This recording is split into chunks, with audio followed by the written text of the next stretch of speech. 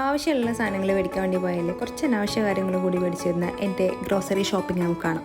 Come let's go. എപ്പോഴായിട്ട് പോവാൻ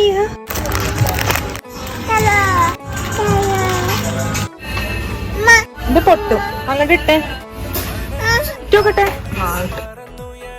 കഴിച്ചെടുക്കാം.